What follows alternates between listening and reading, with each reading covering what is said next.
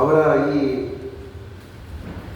Tulu laddu distribute ಮಾಡಿ ಕವನಗಳ 22ನೇ ಒಂದು ಕೃತಿ ಇವತ್ತು ನಾವು ಬಿಡುಗಡೆ ಮಾಡ್ತಿದ್ದೇವೆ. ಇವತ್ತು అందరూ ಬರಬೇಕಿತ್ತು. ಅಲ್ಲಿ ಪ್ರಥಮ ನನಗೆ ಕೇಳಿದೆ, ಒಪ್ಪ ಬೈಚೇರು ದಾದಲ್ ಬರೆದ ಪಾತ್ರಗಳತ್ತಾನ ಪಾತ್ರ ಮಾಡಿದ್ರು. ಅದು ಬೇರೆ ವೇದಿಕೆ ಪರವಾಗಿಲ್ಲ, ಈ ವೇದಿಕೆಗಳು ಅದರ ಮುಂಚೆ ಒಂದು 4-5 ಕವನ ವಾಚನಗಳನ್ನು ಕೇಳಿ ಒಂದು ಡಬ ಬಡಿತಿತ್ತು.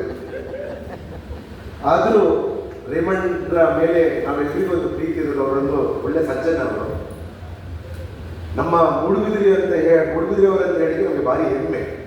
ಯಾಕೆ ಹೇಳಿದ್ರೆ ಅವರು ಪತ್ರಕರ್ತರು ಕೂಡ, ಅದರ ಜೊತೆಗೆ ಇಂಥ ಒಂದು ಹವ್ಯಾಸಗಳನ್ನು ಬೆಳೆಸ್ಕೊಂಡು, ಅದು ಕೂಡ 22 ಒಂದು ಕೃತಿಗಳು ಮಾಡೋದು ಒಂದು ಸಾಮಾನ್ಯ ವಿಚಾರ ಅಲ್ಲ.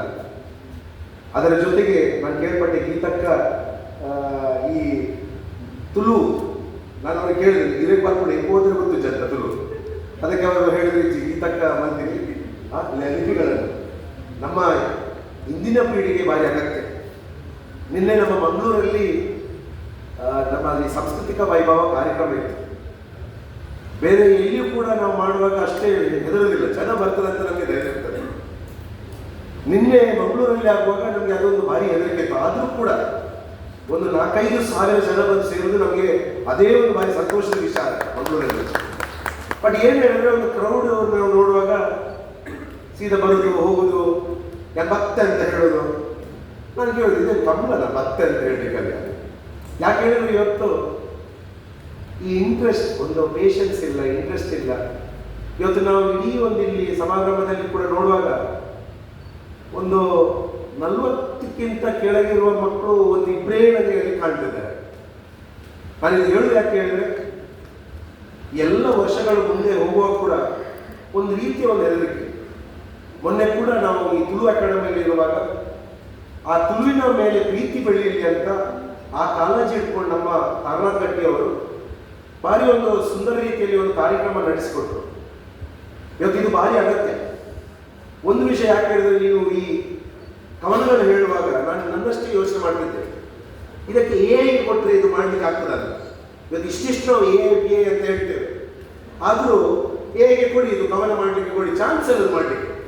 ಅದಕ್ಕೆ ಇದು ಇಷ್ಟು ಪರಿವರ್ತನೆ ಆದರೂ ಕೂಡ ನಾಡು ಬೇರೆ ಬೇರೆ ಹುದ್ದೆಗಳು, ಅದಕ್ಕೆ ಸವಾಲುಗಳಿದೆ. AI ಬರುವಾಗ ಸವಾಲುಗಳಿದೆ. ಆದರೂ ನಮಗೆ ಒಂದು ಧೈರ್ಯ ಕೊಡ್ತೇನೆ. ಯಾಕೆ ಹೇಳಿದ್ರೆ, ಈ ಕವನ ಬರೆಯುವವರಿಗೆ AI ಕಾಂಪಿಟೇಷನ್ ಅಲ್ವೇ ಅಲ್ಲ. ಯಾಕೆ ಹೇಳಿದ್ರೆ ಬರೀಲಿಕ್ಕಾಗ್ತದ. ಆದ್ರೂ ಈ ರೀತಿ ಒಂದು ಮನಸ್ಸ ಒಂದು ಊರಿನ ಒಂದು ಸಮಸ್ಯೆಗಳು ಅದು ಹೇಳಲಿಕ್ಕೆ ಸಾಧ್ಯವಿಲ್ಲ. ನೀವು AI ಚೆಕ್ ಮಾಡಿದ್ರೆ 100% ಅದೊಂದು ಕಂಪ್ಲೀಟ್ಲಿ ಡೇಟಾವನ್ನು ಕಲೆಕ್ಟ್ ಮಾಡೋದು. ಅದಕ್ಕೆ ಏನು ಮನಸ್ಸಿಗೆ ಬರ್ತದೆ, ಮನಸ್ಸಿಗೆ ಅಂತಲ್ಲ, ಅದು ಮನಸ್ಸಲ್ಲ, ಅದಕ್ಕೆ ಏನು ಬರ್ತದೆ, ಅದು ಎಲ್ಲ ಡೇಟಾ ಕಲೆಕ್ಷನ್ ಅಲ್ಲಿ ಯಾವ ಡೇಟಾಗೆ ಜಾಸ್ತಿ ಒತ್ತು ಕೊಡಬೇಕು ಅದನ್ನು ನೋಡಿಕೊಂಡು ಅದು ತನ್ನಷ್ಟು ಹೇಳ್ತದೆ. ಆದರೂ ಒಂದು ಮನುಷ್ಯನಿರುವ ಕೌಶಲ್ಯ ಇದು ಯಾವತ್ತಿಗೂ ಆ AI ಅಲ್ಲಿ ಬರಲಿಕ್ಕೆ ಸಾಧ್ಯವಿಲ್ಲ.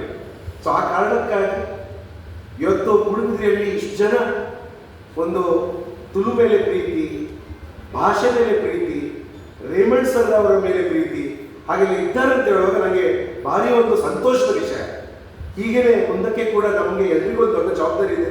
ಮುಂದಿನ ಪೀಳಿಗೆಗೆ ನಾವು ಹೇಗೆ ಈ ಜವಾಬ್ದಾರಿಯನ್ನು ಬೆಳೆಸುವುದು, ಇದನ್ನು ಈ ಇಡೀ ಭಾಷೆ ಇಂಥ ಒಂದು ಮನಸ್ಥಿತಿಯನ್ನು ಹೇಗೆ ಬೆಳೆಸುವುದು. ಯಾಕೆ ಹೇಳಿದ್ರೆ ನಮ್ಮೆಲ್ಲ ಕಾರ್ಯಕ್ರಮಗಳು ಅವರು ಹೇಳಿದ್ರು ಕೇಳುವ ಕಿವಿಗಳಂತ ಹೇಳಿದ್ರು. ಆ ಕಣ್ಣಲ್ಲಿ ಕಾಣಬೇಕಿದ್ರೆ, ಕಿವಿಯಲ್ಲಿ ಕೇಳಬೇಕಿದ್ರೆ ಅಂತಹ ಮನಸ್ಸಿರಬೇಕು.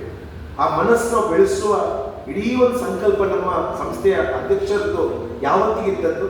ಅದರ ಜೊತೆಗೆ ಎಲ್ಲರೂ ತಾವುಗಳು, ನೆಗರುಗುಡಿ ಸರ್ ಅವರಾಗಿರ್ಬೋದು, ನಮ್ಮ ಇಡೀ ಒಂದು ಹಿರಿಯ